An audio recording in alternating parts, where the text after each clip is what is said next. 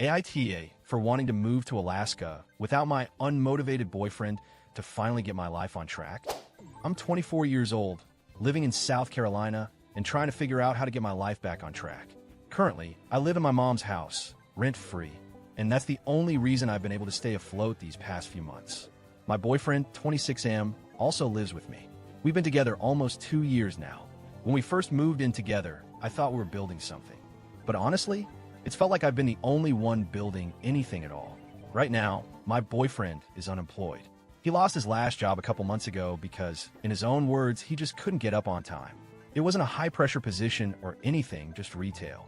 No early 5 a.m. shifts, just regular, adult responsibilities, and he couldn't meet them.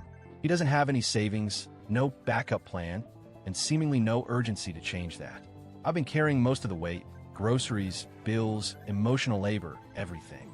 I've tried to be understanding. Everyone hits rough patches. I've hit mine too. But the difference is, I keep pushing. I keep looking for ways to improve, to build something stable. Meanwhile, he's content playing guitar in the living room and saying we'll figure it out. Lately, I've been feeling like I'm drowning in potential that isn't mine.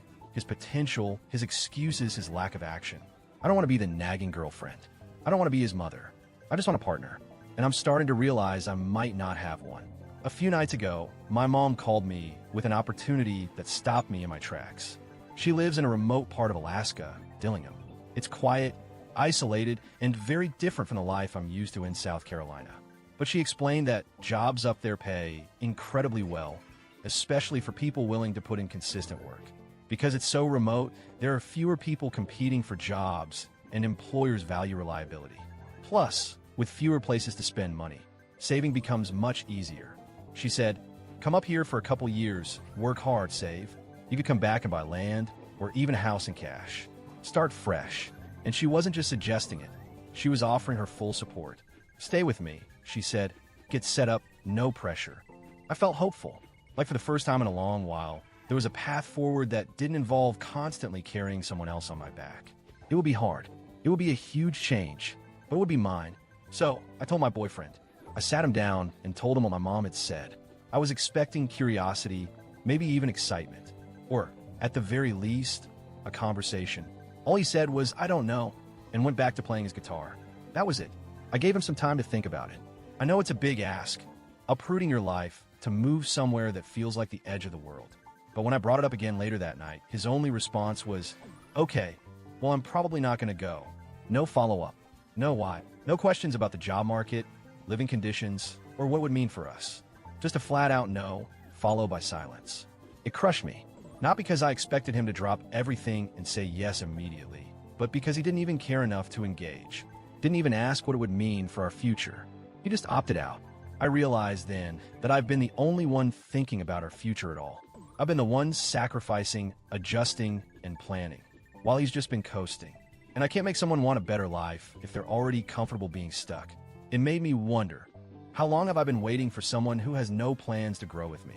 This moment forced me to zoom out and look at our whole relationship through a new lens.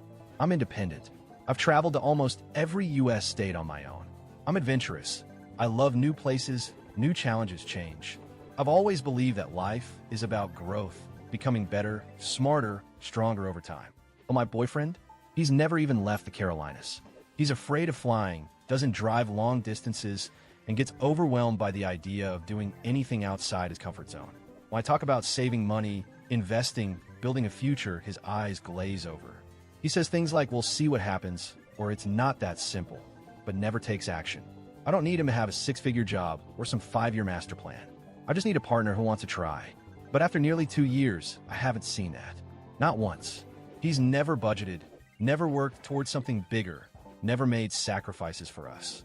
I'm not even sure he wants the kind of life I'm trying to build. And maybe that's what this Alaska opportunity is showing me. Our lives are pulling in different directions. I want freedom, stability, possibility. He wants comfort, familiarity, the path of least resistance. Now I'm at crossroads. My mom has made it clear the offer stands. I could leave in a few weeks, start a whole new chapter, save money, work hard, find clarity, maybe even find myself again.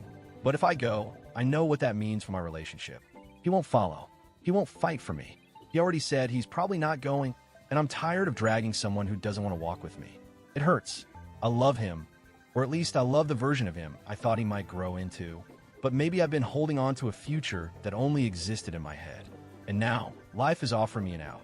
A reset button. A chance to live fully, not half-heartedly. I don't want to waste my 20s stuck in the wrong life with the wrong person. So here I am, Reddit, at 24, with a choice that feels both terrifying and freeing. Do I go to Alaska? Do I choose growth over comfort, even if it means leaving behind someone I've loved? Has anyone else ever felt this kind of push from life, like the universe was saying, go now, or stay stuck? Would love to hear your stories, advice, regrets, or encouragement. I don't want to hurt him. I don't want to feel selfish. But maybe choosing myself isn't selfish at all.